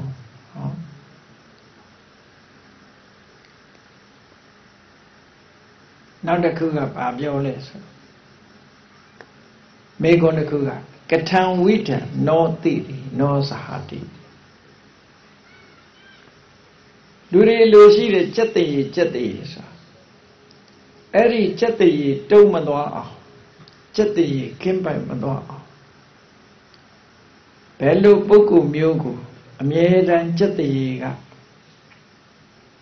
စက်တည်ရှိစေတယ်လဲပေါ့ဘယ်လိုပုဂ္ဂိုလ်မျိုးဟာစက်တည်ရှိတဲ့ပုဂ္ဂိုလ်လို့ပြောရမလဲစက်တည်ဟာဘယ်လိုပုဂ္ဂိုလ်မျိုးကိုစွန့်ခွာမသွားတယ်လဲဒါလို့ဆိုတာပေါ့အဲ့တော့စက်တည်ဆိုတာတိရိဆိုတဲ့စက်တည်ဟာဘာကိုခေါ်တာတော့လို့ဆိုလို့ရှိရင်နော်သူကနှမျိုးခွဲပြီးတော့မှတ်ရုပ်စင်လဘတင်တယ်တာတို့ဂုံတရင်နေကြီးတာတို့အသိပညာတတ်ပညာတွေဒါတွေအလုံးကိုစက်တည်လို့ခေါ်တာပဲသို့တော့အဲ့ဒီစက်တည်ရခြင်းရဲ့အကြောင်းနဲ့ပတ်သက်ပြီးတော့ခေါ်တဲ့အခါကျတော့တိရိတိပညာပုံညာနာမေတ္တံအဓိဝဆနာစက်တည်ဆိုဒီမှာတဲ့အသိပညာနဲ့ကုသိုလ်ကောင်းမှုကိုခေါ်တာပါဟုတ်တယ်ကုသိုလ်ရှိတဲ့ပုဂ္ဂိုလ်မှကုသိုလ်ကောင်းမှုရှိခဲ့တဲ့ဘုန်းရှင်ကံရှင်မှအရာရာမှာအောင်မြင်နိုင်တာဟုတ်ဒါကြောင့်မို့လို့ဘုန်းရှင်ကံရှင်ပုဂ္ဂိုလ်စက်တည်ရှိတယ်လို့ဒီလိုဆိုတယ်ပညာရှိတဲ့ပုဂ္ဂိုလ်မှာအရာရာအောင်မြင်နိုင်တယ်ဒါကြောင့်မို့ပညာကိုလည်းပဲစက်တည်လို့ခေါ်တယ်အဲ့ဒီစက်တည်အမြဲရှိနေတဲ့ပုဂ္ဂိုလ်ဟာဘယ်လိုပုဂ္ဂိုလ်လဲလို့ဆိုတော့တတ္တောတရားတရားရှိနေရင်စက်တည်ရှိတယ်လို့ပြောရမယ်တရားတရားဆိုဒီမှာကံကံဤကျိုးယုံကြည်ပြီးကုသိုလ်ကောင်းမှုပေါ်မှာစိတ်ဝင်စားတယ်ကံကံဤကျိုးယုံကြည်တယ်စိတ်ဝင်စားတယ်မြတ်စွာဘုရားရဲ့အသိဉာဏ်ကိုသိယုံကြည်တယ်အဲ့ဒီပုဂ္ဂိုလ်မျိုးဟာတတ္တတရားရှိလို့ရှိရင်စက်တည်ရှိတယ်စက်တည်ဟာတရားရှိတဲ့ပုဂ္ဂိုလ်ကိုဘယ်တော့မှစွန့်ခွာမသွားဘူးလို့ဆိုတော့မုဒ္ဓုတဲ့စိတ်နှလုံးနုညံ့ပျော့ပြောင်းတယ်ဆိုတာစိတ်ထက်ညံ့တဲ့ပုဂ္ဂိုလ်ပြောတာမဟုတ်ဘူးစိတ်နှလုံးနုညံ့ပျော့ပြောင်းတယ်ဆိုတာဒေါသမကြီးဘူးမာနမကြီးဘူးအဲ့ဒီပုဂ္ဂိုလ်မျိုးဒေါသနဲ့ခက်ထန်တဲ့ပုဂ္ဂိုလ်ရှိတယ်မာနနဲ့ခက်ထန်တဲ့ပုဂ္ဂိုလ်ရှိတယ်ဒေါသမာနတို့နဲ့ခက်ထန်ခြင်းမရှိဘူးပျော့ပြောင်းမှုရှိတယ်ဆက်ဆံရေးကောင်းတယ်ပျော့ပြောင်းတယ်မာနမကြီးဘူးဒေါသမကြီးဘူးဆိုတဲ့ပုဂ္ဂိုလ်စက်တည်ရဘယ်တော့မှဆုံးခွာမသွားဘူးတဲ့တံဝိပါခိဝဋ္ဌညုကိုရှိတာကိုပတ်ဝန်းကျင်နဲ့ခွဲဝေပြီးသုံးဆွဲတယ်ကိုရလာတဲ့အခွင့်အရေးတစ်ခုခွဲဝေတယ်ကိုရလာတဲ့စီးပွားဥစ္စာတစ်ခုမိမိမိသားစုခွဲဝေပြီးသုံးတယ်မိဘတွေကိုပေးကမ်းတယ်မိတ်ဆွေသင်္ကားတွေကိုပေးကမ်းတယ်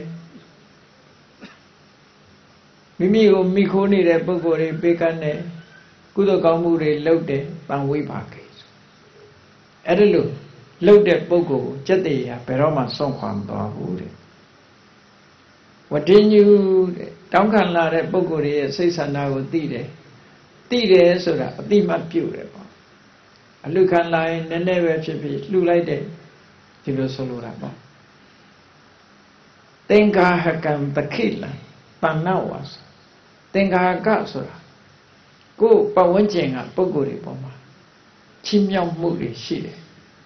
သင်္ဃာဝတ္ထု၄ပါးဆိုတာရှိတယ်ချီးမြှောက်တယ်ဆိုတာဆက်ဆံရေးပဲဆက်ဆံရေးကောင်းတယ်လိုအပ်တဲ့ပုဂ္ဂိုလ်တွေကိုပေးတယ်ကမ်းတယ်ပေးကမ်းခြင်းဟာလည်းဆက်ဆံရေးတစ်ခုပဲချိုးတာတဲ့စကားနဲ့ပြောဆိုဆက်ဆံတယ်ပေယဝိဇ္ဇဒါလည်းဆက်ဆံရေးတစ်ခုပဲအထစရိယာသူအကြောင်းကိစ္စပေါ်လာရင်ဝိုင်းဝန်းကူညီဆောင်ရွက်ပေးတယ်ဒါလည်းဆက်ဆံရေးကောင်းမှုတစ်ခုပဲတမဏတ္တတာအရာရာကိုယ်နဲ့ဓာတ်ထုထားပြီးတော့ဆက်ဆံတယ်အထင်မသေးဘူးထင်သေးမြင်သေးမလုပ်ဘူးဒါလည်းဆက်ဆံရေးတစ်ခုပဲလို့ဒါနာပေယဝိဇ္ဇအထစရိယာတမဏတ္တတာတဲ့အဲ့ဒါဟာလူတွေရဲ့မေတ္တာဓာတ်ကိုဆွတ်ဆောင်ထားဖို့အတွက်အကောင်းဆုံးသော organization ပဲဒီလိုဆိုတာပေါ့နော်ရသော်ဘုရားကဘယ်လောက်ထိအောင်ဟောထားတော့ဆိုရင်မိဘပင်ဖြစ်ပါစေတဲ့ဟောဒီသင်္ဃာဝတ္ထုတရား၄ပါးကိုမကျင့်သုံးဘူးဆိုရင်သာသမီစီကဘာအကျိုးကျေးဇူးမှရမှာမဟုတ်ဘူးဒီလိုပြောတယ်ဆရာတပည့်လည်းထို့တူပဲအစိုးရနဲ့တိုင်းသူပြည်သားထို့တူပဲအသင်းအဖွဲ့တွေမှာလည်းထို့တူပဲဒါနပေးတဲ့ပေးလိုက်တာပေးရတဲ့အခွင့်အရေးပေယဝိဇ္ဇပြောဆိုတဲ့အခါမှာချိုးသားရင်ကျေးလိမ္မာစွာပြောတယ်အထစရိယာလှုပ်ရှားရှင်လှုပ်ပေးတယ်မနေစိတ်ဘူးတမဏတ္တတာကိုယ်နဲ့ဓာတ်နုထံဆက်ဆံတယ်အောက်တန်းချပြီးမကြည့်ဘူးဒီလိုအထင်သေးမြင်သေးမလုပ်ဘူးဆိုတဲ့ဟာတစ်ဖက်သားရဲ့စိတ်နှလုံးကိုဆွဲဆောင်နိုင်တာဖြစ်သောကြောင့်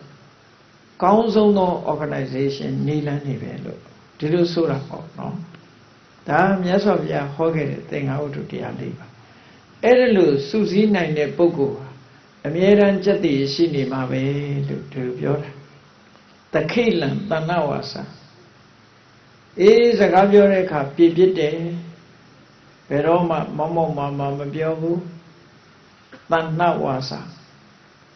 ပြောလိုက်လို့ရှိရင်စိတ်ချမ်းသာတဲ့စကားမျိုးပဲပြောတယ်ကဏ္ဏဒုက္ခနားချမ်းသာတယ်ကိုယ်စီမှာရောက်လာတဲ့ပုဂ္ဂိုလ်ဘယ်သူပဲဖြစ်ဖြစ်မချမ်းသာဖြစ်အောင်မပြောဘူးလို့ဆိုလို့အဲ့ဒီပုဂ္ဂိုလ်မျိုးကို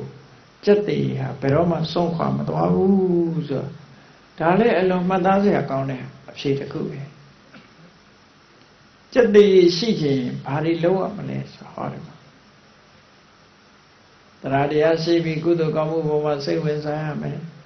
ကောထမာနခက်ထန်မှုမရှိပဲစိတ်နှလုံးပျော်ပြောင်းတဲ့နုညံ့တဲ့ပုဂ္ဂိုလ်ဖြစ်ရမယ်တန်ဝိပါကိကိုရှိတာခွဲဝေသုံးစွဲတဲ့ပုဂ္ဂိုလ်ဖြစ်ရမယ်ဝဋ္ဌိညုပြောဆိုတောင်းခံလာတဲ့ပုဂ္ဂိုလ်ရဲ့စကားကိုနားလည်သူဖြစ်ရမယ်သင်္ဃာဟက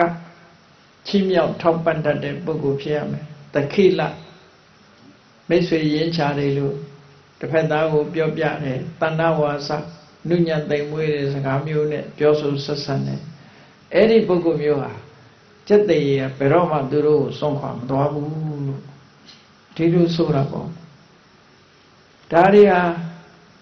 မေကွန်းထုတ်ပြီးတော့အဖြေရှာလိုက်တဲ့အခါကျတော့ဒီကောင်းမြတ်တဲ့အဖြေတွေလောကမှာတန်ဖိုးရှိတဲ့အဖြေတွေကိုရလာတာပဲဖြစ်တယ်အဲ့ဒီထင်မယ်သီလတဲ့စက်တည်တဲ့သူတော်ကောင်းတရားတဲ့ပညာတဲ့ကိုကျင့်သီလဆိုတာလဲကောင်းတာပဲစက်တည်ဆိုတာလဲကောင်းတာပဲသူတော်ကောင်းတွေရဲ့တရားဆိုတာလဲကောင်းတာပဲပညာဆိုတာလဲကောင်းတာအဲ့ထင်မယ်ဘယ်သူကိုအကောင်းဆုံးလို့သတ်မှတ်ရမလဲဆိုမေခွန်းနောက်တစ်ခုမေခွန်းတစ်ခုအဲ့လိုပြောတယ်အဖြေကတော့ Annoyika, Pinya Wato what Bawanti. Pinya Shivi so the Poku hard. Pinya Shivi so the Pokuma. Tila le Piezo ne, Chati le Piezo nine, Turobandia le Piezo nine. Tajamulu, Pinya Shia, Loga me, Pinya ha, Council me. Dilo Social Bidopsi. Tajamulu Gulu de Away de Lodiana, as a Pinya Yahu Lotali. Pinya Yahu. Pinya ha, Dika, Pinyutra, Tavitama. Logama see the Baba Diari Dema, Pinya ha, Council me, yes, to horror. That's it, Eddie Pinya Ya, Blue Low me. Now so be gone. Pinya Ya on Paloa Malay, no solution. 10 minutes, a sendamian at Pinya Mu. Alawagato Damamias of Yaga. Alawagaya made Katandu levity Pinya. Pinya go below Ya on Loa Malay, so that. Totu ta levity Pinya. Jana lo Tilo, say that Shibu, Sanashi, Pinya Sura Yavare. Did you see that? No. Every day the center period, Timajaro Pitale. Loga Yigo Mamiebu Shunayame, Loga Yiha, Tawara Semji needed Yamo Hulu, Mienayame, Loga Yima, Kamgo Ayuni, Bigo Leve, Mienayame, Erelu Mienbiro, Kamgo Ayuni, Kanzalu de Seiko, Chuni Naimi Suroma. No. Along Jima Lade, Bea and Erifide, Kamgo Ayoni Boma,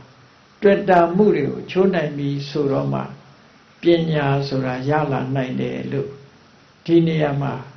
Payama Wing Pide Pisuro. I don't know them at some that time. Yes, I have one lavi so you know, a Piga Tide Povito Mimia Lama. Fellow Jimiado, Tadana Ringa, P solution. Kilidari Alu, Pesha Pinine, Ratame Pinya, no, Kilidari Alu, Pesha like Nami, so you know. The get take them Pinya, Yana Nelu, Tiloveso, upset the bomb. In Dajavo, they are chicken to those and play that bomb. Megon told you, she shall come. We meet Dilude, Chetty. Kit Sasama, Ludine, Sato Bido needed. Megone a Piego, Sadakama, Matan Nayujayadi Matan Nayujade, Dai, Pawakayu, Shaulanya de Kama, Bimiru, Donjade, a Piri, Bimiru Pawakayi, Kailai of shit, Tambo Mapianine, a Piri, Pit Owl, Bimiru, Matan Nayu Bido, Laina, Chendonjaya, Mapide, look. Gozi, the Wajabi, Laina, Chendon, Nanya, Base, Kondati.